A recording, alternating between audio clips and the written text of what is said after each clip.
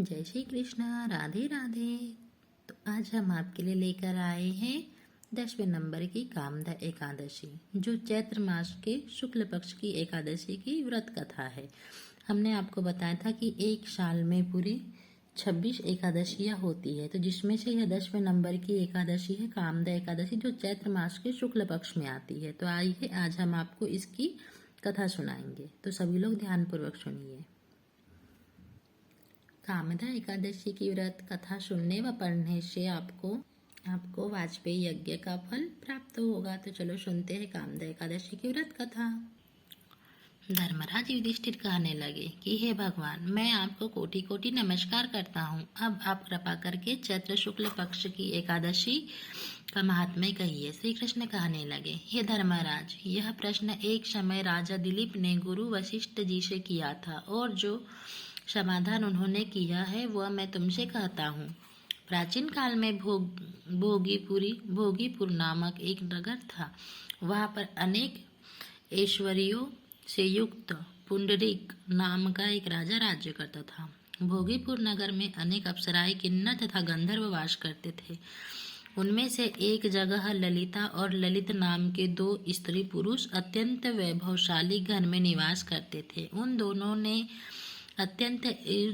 अत्यंत स्नेह था, यहाँ तक कि अलग अलग हो जाने पर भी दोनों व्याकुल हो जाते थे। एक समय पुंडरीकाक्ष की सभा में अन्य गंधर्वों के सहित ललित भी गान कर रहा था। गाते गाते उसको अपने प्रिय ललिता का ध्यान आ गया, और उसके ध्यान में स्वर्ण भंग होने के कारण गाने का स्वरूप बिगड़ गया।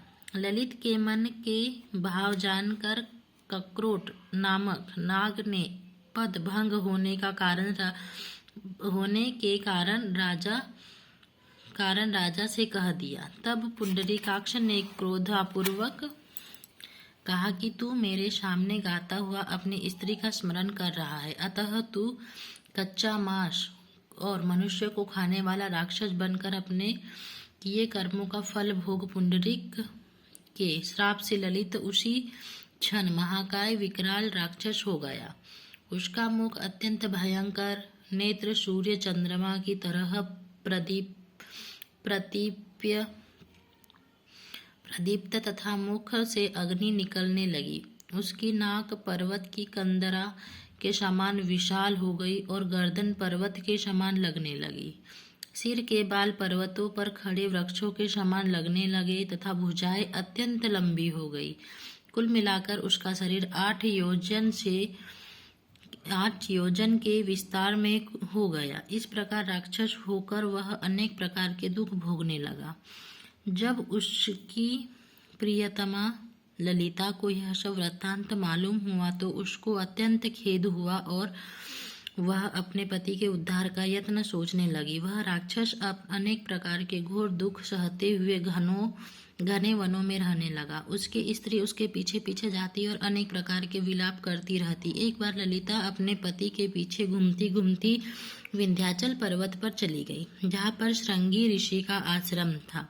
ललिता शीघ्र ही श्रृंगी ऋषि के आश्रम में गई और वहां जाकर विनीत भाव से प्रार्थना करने लगी। उसे देखकर श्रृंगी ऋषि बोले कि हे शुभगे, तुम कौन हो, यहाँ किस लिए आई हो? ललिता बोली कि हे मुनि, मेरा नाम ललिता है। मेरा पति राजा पुंडरीक के श्राप से विशालकाय राक्षस हो गया है।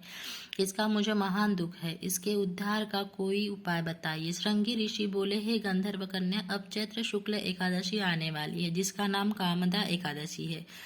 इसका व्रत करने से मनुष्य के सभी कार्य सिद्ध होते हैं। यदि तुम कामदा एकादशी का व्रत कर उसके पुण्य का फल अपने पति को दे दो तो वह शीघ्र ही राक्षस योनि से मुक्त हो जाएगा, और राजा का श्राप भी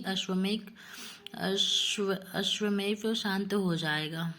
मुनि के ऐसे वचन सुनकर ललिता ने चैत्र शुक्ल एकादशी आने पर उसका व्रत किया, और द्वादशी को ब्राह्मणों के सामने अपने व्रत का फल अपने पति को देते हुए भगवान से इस प्रकार प्रार्थना करने लगी कि हे प्रभु, मैंने जो यह व्रत किया है इसका फल मेरे पतिदेव को प्राप्त हो, जिससे वह राक्षस योनि से मुक्त हो जाए। एकादशी का फल देते ही उसका पति राक्षस योनि से मुक्त होकर अपने पुराने स्वरूप को प्राप्त हुआ। फिर अनेक सुंदर वस्त्र आभूषणों से युक्त होकर ललिता के साथ विहार करने लगा। उसके पश्चात वे दोनों विमान में बैठकर स्वर्गलोक को चले गए।